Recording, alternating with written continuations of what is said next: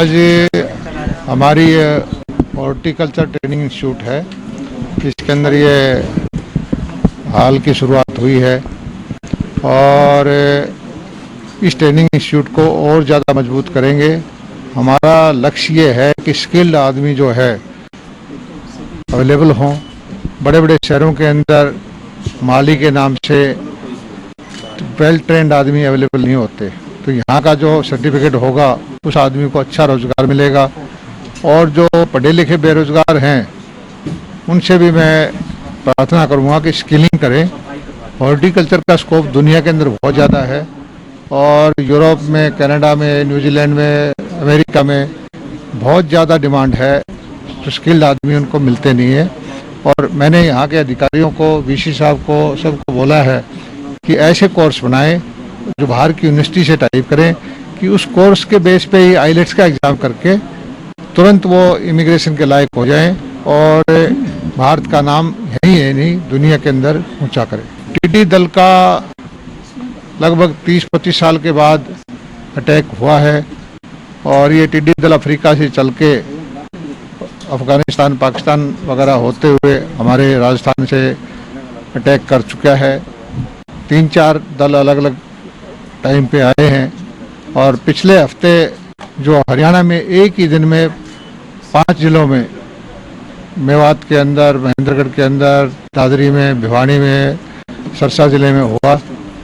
और हम अभी तक तो किसानों की ज़्यादा नुकसान नहीं होने दिया और सबको यहाँ से मार भगाया।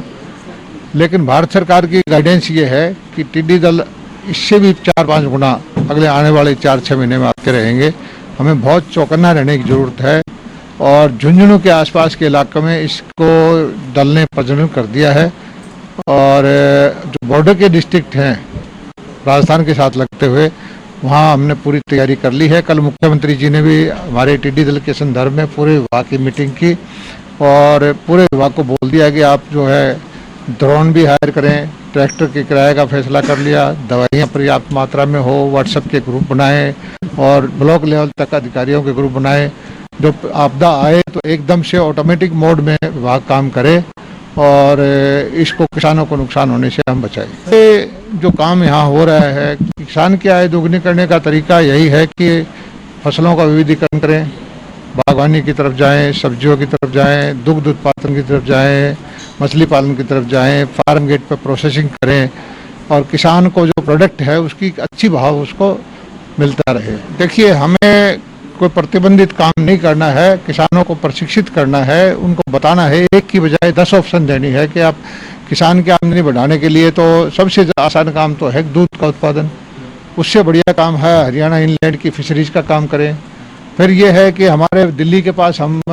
दिल्ली इतनी बड़ी मार्केट है, बागवानी का, सब्जियों की तरफ ध्यान दें। तो इन सारी चीज़ों की तरफ अलग अलग हमारी जो है नीतियाँ इसी प्रकार से बन रही है और पानी बचाना भी जरूरी है और मंडियों का सुदृढ़ करना है। किसान को, फार्मर को मंडी एक्ट से बाहर कर दिया है, तो तरह तरह के काम जो हम सुविधाएं देने का काम करते हैं और किसानों को हर हालत में हम सहयोग करना चाहते हैं कि किसान की हालत सुधरे और भारत की अर्थव्यवस्था, ग्रामीण अर्थव्यवस्था चले तो उससे चले। और ये कोरोना काल में भी जो मोदी जी ने किसानों को छूट दी है, मंडियां चलाई हैं, उनके ट्रैक्टर पे, कंबाइन हार्वेस्टर पे और मशीनरी पे, आवागमन पर प्रतिबंध लगाया क्योंकि ये जो इसको कोई रुकावट नहीं डालेगा और मंडियां हमने अच्छी चलाई और आगे भी हर तरह की ये है कि किसानों को किसी समस्या का सामना ना करना पड़े। इस तरफ पूरा हरियाणा सरकार का और भारत सरकार का ध्यान है और निश्चित तौर पे जो है अभी भी जो पैकेज दिया 20-22 लाख का, उसमें से भी उसका अधिकांश जो उसका भाग है कि किसानों के बच्चों को रोजगार देने का है, फार्म गेट प्रोसेसिंग का है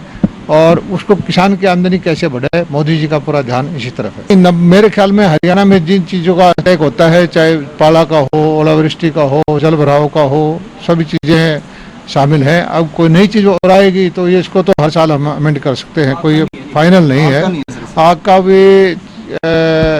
आगजनी का जो वो है, हमने ये किया हुआ है कि हमारे हरियाणा सरकार का जो बीमा की बजाय हरियाणा सरकार का जो सहायता कोष है, बिजली किसी आग लग जाती है तो उसकी हम मदद करते हैं।